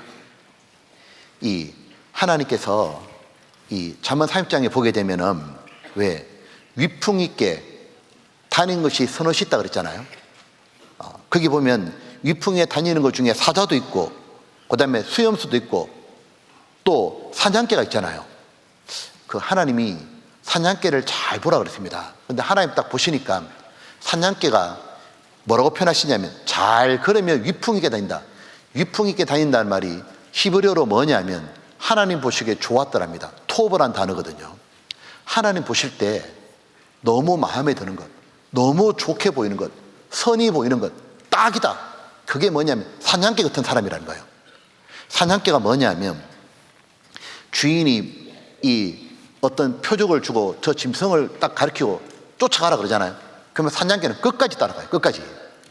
한 번 물잖아요. 끝까지 안 놔요. 끝까지 따라가는 거예요. 그게 사냥개 특징입니다. 하나님은 어떤 사람 보시고 참 위풍당당하다, 참 보기 좋았더라. 포기하지 않는 사람, 끝까지 하는 사람. 이 아브라함은 하나님 보실 때 위풍당당한 너무 보기 좋은 사냥개였습니다. 아브라함이 자기 조카 롯을 구원하려고요 318명 자기 가신 데리고 롯이 끌려갔던 게 이 아브라함 살던 곳과 얼마큼 떨어졌는데 280km 떨어졌습니다. 저 북쪽까지 318명 데리고 가는 거예요. 막 올라가 보니까 헤브론에서 출발했거든요. 단이라는 데 가깝습니다. 200km까지 갔거든요. 없는 거예요. 포기 안 하고 또 다메섹 좌측에 이 호바라는 데까지 또 가잖아요. 80km까지. 그러니까 아브라함은 뭐가 똑같냐면 하나님 위에서 딱 보게 되면 야 진짜 위풍당당한 거예요. 정말 하나님 보시기에 좋은 거예요. 왜? 끝까지 가니까. 결국 뭐냐면 아브라함이 자기 롯 딱 구원해냈잖아요. 이 물에 끓는 점이 99도가 아니죠. 100도잖아요. 조금만 더 하면 100도가 되잖아요. 이 하나님은 포기하지 않고 다 다시 갈 때 하나님의 능력이 나타나는 겁니다. 예수님께서 이런 적 있잖아요. 소경 하나를 이렇게 눈을 띄워주는데요, 예수께서 소경의 손을 붙드시고 마을 밖으로 데리고 나가서 눈에 침을 뱉으시며 그에게 안수하시고 무엇이 보이느냐 물으시니 우러러보며 가로되 사람들이 보이나이다. 나무 같은 것들이 걸어가는 걸 보나이다 하거늘 이에 그 눈에 다시 안수하시매 저가 주목하여 보더니 나와서 만물을 밝혀보는지라. 사람이 눈을 띄워줬는데 뭐가 보이냐니까 사람이 보이는데 나무 같은 게 걸어갑니다. 아직 자세히 못 보잖아요. 주님이 똑같이 눈에 침 뱉어가지고 발라주니까 똑같은 방법 다시 안수하시니까 만물이 밝게 보인 겁니다. 우리가 그래 한번 들었다고 집회 구원받는 거 아니잖아요. 어부가 오늘 못 잡았다고 내일 안 나가는 게 아니잖아요. 우리 시대 전도의 힘이 뭔지 알아요? 계속하는 거예요. 우리 시대의 전도의 힘은 포기하지 않는 겁니다. 계속하는 게 전도의 능력인 거예요. 자, 그리고 또 하나, 너무도 무서운 파도가 한번 몰아칩니다. 이 파도에 많은 사람이, 특히 많은 학생들이 넘어지는 거예요. 이거 한번 보셔요.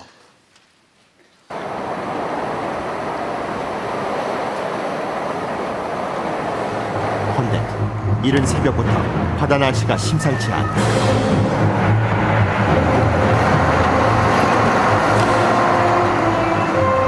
예보에도 없던 비바람과 높은 파도,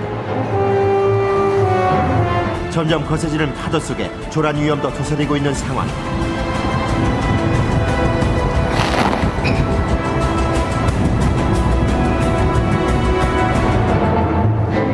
비바람이 두려웠다면 이 먼 바다까지 나왔겠는가. 파도가 좀 높아요, 높아. 어떻게 작업해야지. 중심을 잡고 서 있기도 힘든 상황. 하지만 선원들은 조업 준비를 서두른다.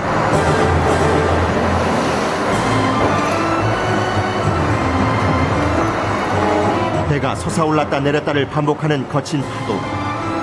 고은현 선원이 부표를 배에 던졌다.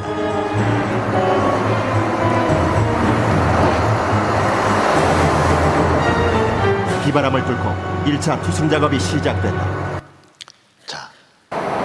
자, 이거 왜 보여드렸냐면, 이렇게 물고기 잡는 건 어려운데 너무도 큰 파도들이 밀려오잖아요. 핍박의 파도도 있고 실망의 파도, 낙담의 파도도 있는데 그거 다 넘어가거든요. 근데 너무도 무서운 파도가 옆으로 დამ치는 겁니다. 그 파도가 뭐냐 하면 유혹의 파도라는 게 몰려오는 거예요. 이 마귀가요, 수많은 유혹의 파도를 뿌려가지고 영혼을 건지는 우리의 배를 침몰시키려고 그러는 거예요. 특히 고등학교 시절 때 유혹의 파도가 너무 많이 밀려오는 거예요. 이 고등학교 때는 핍박의 파도보다, 낭망의 파도보다 유혹의 파도에 자빠지는 겁니다. 이 보면은 게임과 오락의 파도에, 또 음란의 파도에, 어떤 사람 술, 담배, 마약도 있습니다. 어떤 사람은 나쁜 친구들하고 만나가지고 그 파도에 휩쓸려 버리는 거예요. 이성교제의 파도에, 죄의 파도에 완전히 부딪혀가지고는 침몰해 버린 겁니다. 이 특별히 여기 보면 창세기에 루벤이라는 사람이 있고 요셉이라는 사람이 있잖아요. 야곱의 두 아들이잖아요. 첫째 아들이고 11번째 아들입니다. 요 루벤은 음란의 파도에 자빠졌잖아요. 여기 보면 너는 내 장자요 나의 능력이요 나의 기력의 시작이라. 장자의 위치가 있고 위강이 초등하고 권능이 탁월하다마는 재능은 너무 뛰어난데 문제는 뭐냐? 유혹의 파도에 완전히 침몰했잖아요. 물에 끓은 같았은즉 너도 탁월치 못하리니 내가 아비의 침생을 올라 더럽혔음이로다. 이 루벤이 이 자기 계모 비라하고 통간함으로 완전히 음란 파도에 침몰했잖아요. 결국 뭐냐? 장자의 명분 잃어버렸죠. 요셉이 가져갔잖아요. 나중에 요셉은 장자에게 2배를 나눠주는데 자기 아들들 므낫세 에브라임에게 2배를 나눠줬잖아요.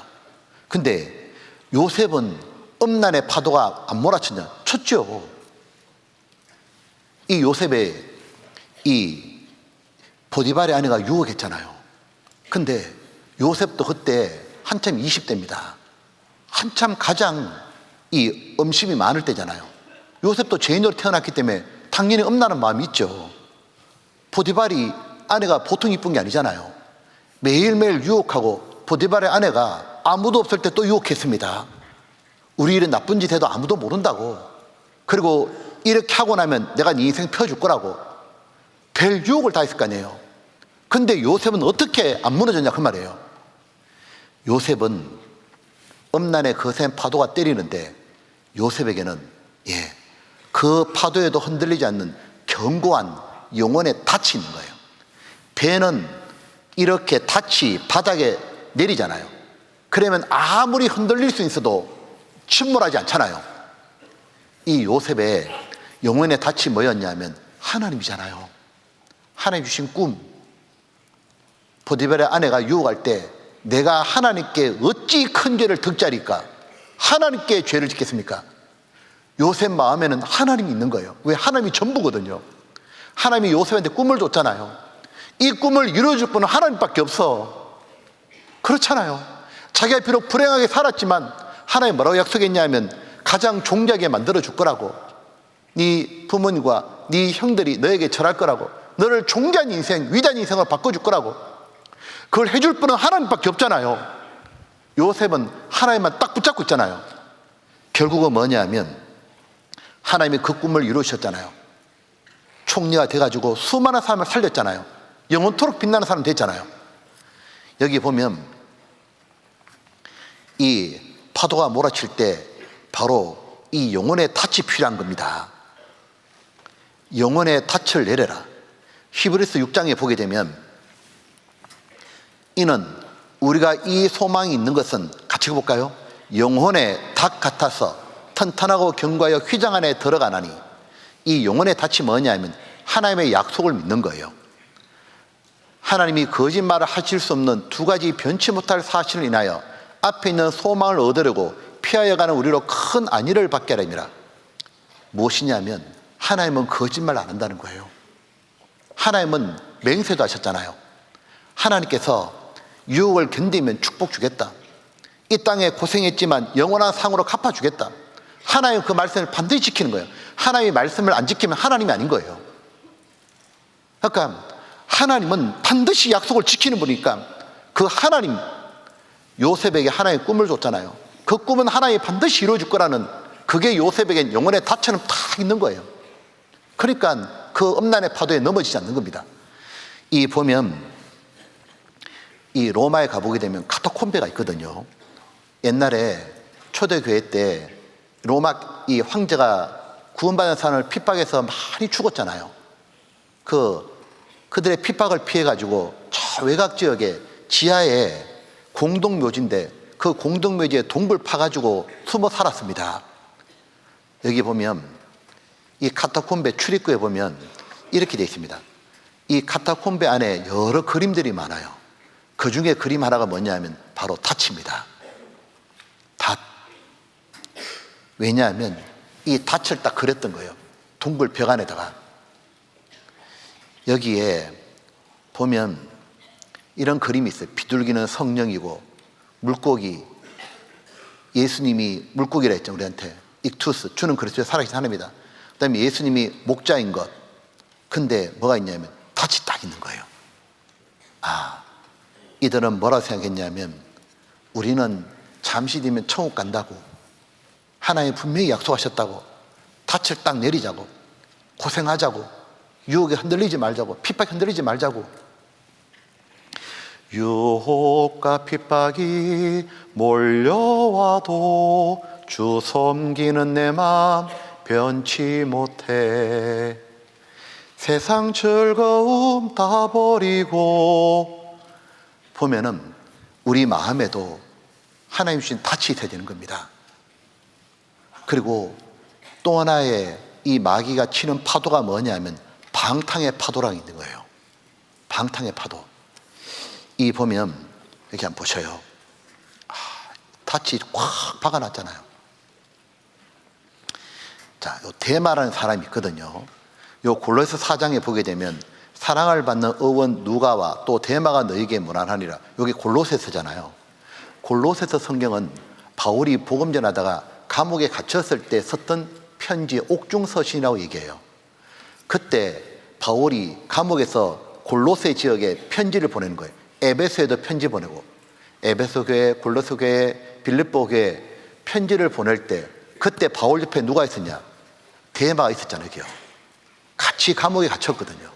근데 바울의 마지막 성경이 디모데후서입니다. 여기에는 너무 슬픈 말이 나오죠. 데마는 같이 읽어볼까요? 이 세상을 사랑하여 나를 버리고 데살로니가로 갔고, 여기 보면 이 데마가 마지막에 이 세상을 사랑하는 파도에 휩쓸려 떠내려가 버린 거예요. 너무너무 안타깝죠.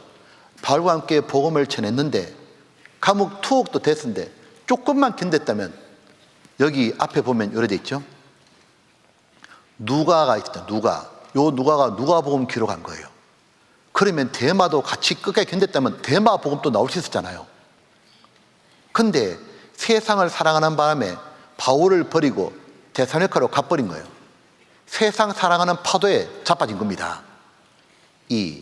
근데 우리 시대에요, 너무너무 안타까운 건 데마 같은 그리스도인들이 많아지고 있는 거예요. 이 학생들 중에도 보면은 세상 파도에 휩쓸려가지고 떠내려가는 데마 같은 사람이 많은 겁니다. 이 데마가 이런 사람입니다. 일락을 좋아하는 이는 살아서나 죽었느니라. 여기 일락을 좋아한단 말이 뭐냐면 헬라 말로는 방탕하게 살다는 뜻이에요. 즉 이런 거예요. 방탕이 뭐냐면 마땅히 해야 될 일은 안 하고 육체의 즐거움에서 허랑방탕하게 살아가는 겁니다. 이 살아서나 죽었단 말이 뭐냐면 이런 거죠. 구원받았다고 말하지만 실제 살아가는 죽은 자와 같다. 좀 더 쉽게 얘기하면 구원받았다 말하는데 세상 친구와 똑같다고 말해요. 그러니까 우리 시대에 어떤 게 문제냐면 구원받은 형제 자매라고 말하는데 옆에서 보면 세상 사람하고 똑같이 사는 거예요. 세상 친구들하고. 왜? 똑같이 일락 좋아하고 방탕하게 사는 겁니다. 세상 것을 사랑하는 거예요. 이 마귀가요, 마지막 때 이 그리스도인들을 방탕에 빠뜨립니다. 세상 방탕에 빠뜨려가지고 그 삶에서 못 벗어나게 하잖아요.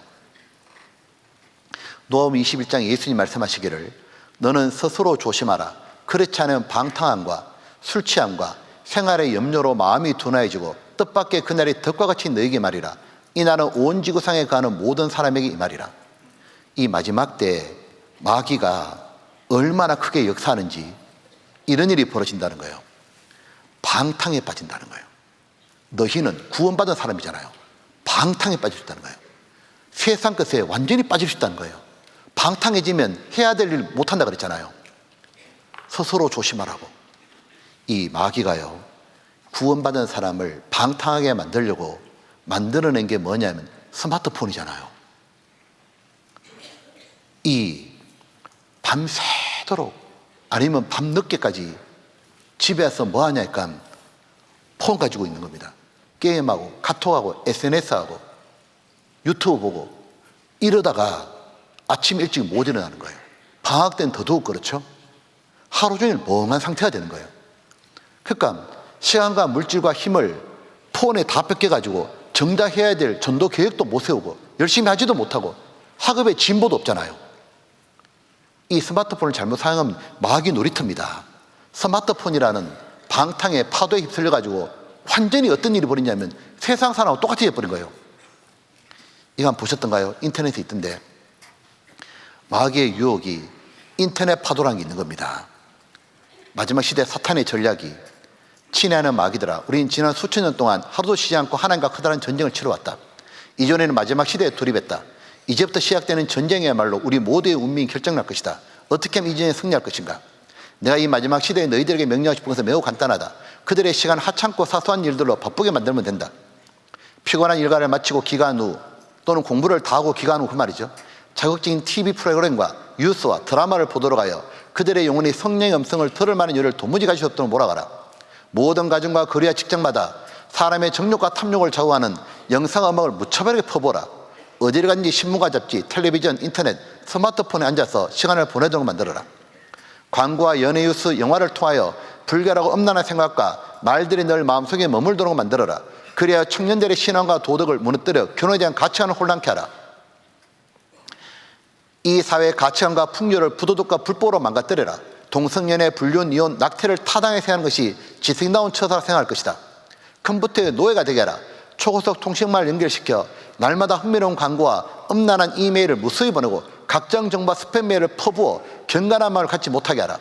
하루 종일 스마트폰을 하게 해서 스마트폰 없이는 살 수 없게 만들어라. 눈을 뜨면 폰보다 찾고 잠들기 전까지 폰을 하다 잠들게 하라. 조용히 자신을 깊이 성찰하고 하나님의 은혜를 구할 일을 결코 주어서는 안 된다. 반드시 깊은 기도를 멈추게 한다. 스마트폰에 빠져 성경을 아예 펼치지 못하게 하라.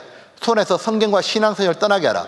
그래서 하나님을 생각지 못하게 하라. 심령을 메마르게 하여 잃어진 영혼들을 위해 울지 못하게 하고 그들의 구원을 위해 아무것도 하지 못하게 하라. 친애는 마귀 형제들아, 우리는 사람들의 시간을 빼앗는 일에 우리의 모든 정을 쏟아부어야 한다. 헛된 것에 소모하는 시간이 많을수록 사람들이 하나님과 함께하는 시간은 그만큼 줄어들기 때문이다. 그들의 시간을 빼앗을 수 있다면 예수를 삶 속에 만나지 못하고 말씀을 올바르게 깨닫지 못한 채 세상과 교회 안을 방황하다가 지옥으로 오게 될 것이다. 꼭 명심해라. 이것이 오늘 내가 너희들에게 주고자 하는 중요한 명령이다. 여기 보면 진짜 이렇게 되는 거예요. 노예처럼 유튜브에 나중에 좀비가 되는 거예요. 완전히. 이 보면 주님이 그랬잖아요. 도마뱀을 배우라고. 도마뱀은 위험한 꼬리 자릅니다. 살기 위해 가지고. 우리는 내가 이 스마트폰 때문에 정말 세상 끝에 스마트폰 보다 보니까 어떤 일이 벌어지냐면 스포츠 스타에 대해서 다 깨고 있는 거예요. 연예인들 다 깨고 있는 겁니다. 근데 성경은 못 외우는 거예요. 이 세상 돌아가는 관심이 너무 많은데 내 가족이 지옥에 떨어지는데 내 부모님이 지옥 가는데 어떻게 할지 아무 계획도 없는 거예요. 완전히 세상포대에 휩쓸려가지고 대마처럼 돼버린 겁니다. 이 왜 절제를 못하느냐 하면 소망의 닻이 너무 약한 거예요. 목표가 없는 거예요. 금메달 따고 싶은 사람은 절제하잖아요. 하나님이 주시는 영광의 멸주관을 얻을 마음이 없는 거예요. 주님의 주시는 멸주관을 사모해야 되는 거예요. 금메달을 사모하는 사람은 모든 게 절제하잖아요. 절제하는 만큼 내게 영원한 멸주관으로 돌아와요. 복음을 위해 포기하는 만큼 내게 영원한 상이 돌아온다고요. 모세가 바로의 공주의 아들이라는 것, 잠시 죄악의 낙을 누리는 거 포기하니까 하나님의 영원한 상급을 받았잖아요. 이 마지막 때에 우리 시대에 깊이 내려야 되는 영혼의 닻이 뭐냐면 주님이 재림한다는 거예요. 이제 주님 곧 오시잖아요. 초림 예언보다 재림 예언이 3배가 더 많고 초림 예언이 100% 이루어졌으니까 재림 예언은 100% 더 이루어지는 거잖아요. 이거 한번 잘 생각해 보는 거예요. 이제 제가 시간이 없어가지고 아브라함하고 지금 롯이 있잖아요. 두 사람 다 구원받은 사람인데 아브라함은 너무도 영광스럽게 살았잖아요. 나중에 자식 이삭까지 하나님께 바치다가 하나님 품에 들어갔잖아요. 롯은 똑같이 이 갈대 울에서 나왔고 애굽에서 나왔습니다. 근데 롯은 소돔 고모라에 갔잖아요. 장차 망할 성 소돔 고모라 죄악의 도시에 가가지고 같이 세상에 빠졌잖아요. 나중에 소돔 고모라가 불탈 때 겨우 몸만 빠져나왔잖아요. 자, 여기서 하나 생각할 게 있습니다. 아브라함이 가만히 생각해 보면 이 아브라함은 이삭을 바치고 난 다음에 그 모습 그대로 너무도 하나님 앞에 바르게 섬기다가 그 모습 그대로 주님 품에 들어갔습니다. 롯은 자기 마음대로 살고 돌이키지도 않고 마지막까지 한 명은 또 구원하지 못한 채 소돔 고모라에 세상에 빠져있는 모습 그대로 그 모습 그대로 주님 품에 들어갔어요. 마지막 그 모습이 그대로 들어가는 겁니다. 보면 그렇게 부끄럽게 살던 모습 그대로 주님 품에 들어갔잖아요. 그게 자기 모습이잖아요. 자기 마음대로 살다가 몰래 죄 짓다가 갑자기 휴게를 나가지고 주님 품에 들어간다면 그건 얼마나 슬픈 일이에요. 롯은 끝까지 수치스럽게 살다가 주님 품에 들어갔습니다. 반대로 삼손은 이생의 파도에 넘어졌지만 다시 일어나가지고 돌이키고 멋진 모습으로 마지막에 죽을 힘을 다해가지고 기둥 뽑았잖아요. 살을 때 죽였던 블레셋 사람보다 죽을 때 더 많은 사람 죽였던 그 멋진 모습으로 주님 품에 그대로 들어갔잖아요. 다윗도 중간에 음란파도에 무너졌지만 돌이키고 마지막 노년 때 혼신임을 다해가지고 최선을 넘은 혼신임을 다해가지고 주님 성전 준비하다가 주님 섬기는 모습 그대로 주님 품에 들어갔잖아요. 이제 한번 물어보는 거예요. 우리 형제 자매님들에게 어떤 모습으로 주님 품에 가고 싶어요? 어떤 모습으로? 계속 몰래 죄 짓다가 한 명의 영혼도 못 건지다가 롯처럼 소돔 고모라에 빠져가지고 세상 파도에 휩쓸렸다가 그 모습 그대로 주님 만나고 싶냐고. 여러분 보면 마귀가 부른 유혹의 파도에 넘어진 적이 있어도요, 삼손과 다윗처럼 다시 나서 주님 따라가야 됩니다. 지금 보면 요 구절 하나 보고 정리합시다. 말씀하시되 나를 따라오너라. 같이 읽겠습니다. 내가 너희로 사람을 낚는 어부가 되게 하리라 하시니. 여기 보면 이건 주님이 베드로를 처음 불렀을 때잖아요.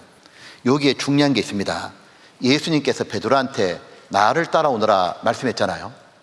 자, 여기서 하나 가만히 생각해 보면 나를 따라오너라, 내가 너로 사람 낚는 어부가 되게 하리라, 나를 따라오너라 말할 때 너는 마귀의 시험에 한 번도 넘어지면 안 된다, 그 말씀이 없습니다. 유혹의 파도에 너 한번 전복되면 안 된다, 그 말 없습니다. 지금 예수님이 말씀하신 건 뭐냐면 나를 따라오너라, 그 말은 이게 다 포함되어 있는 겁니다. 네가 중간에 넘어지고 또 넘어지고 또 넘어져도 딱 한 가지 명령만 내렸죠. 따라오너라, 따라오너라, 끝까지 따라오너라. 너 끝까지만 따라오면 내가 너희로 사람 낚는 어부가 되게 하라. 내가 너를 사람 낚는 어부가 되게 할 거라고. 보면 베드로는 주님을 따라가다가 두려움의 파도를 만나가지고 예수님을 3번이나 부인했잖아요. 또 외식한 적도 있잖아요. 베드로는 두려움의 파도에 약했던 겁니다. 근데 베드로가 잘한 건 뭐냐? 끝까지 따라간 거예요. 다시 일어나가지고 주님 따라가니까 주님이 어떻게 했냐? 그 비겁쟁이 베드로를 기어코 사람 낚는 업으로 금을 던지니까 3,000명 5,000명 구원받게.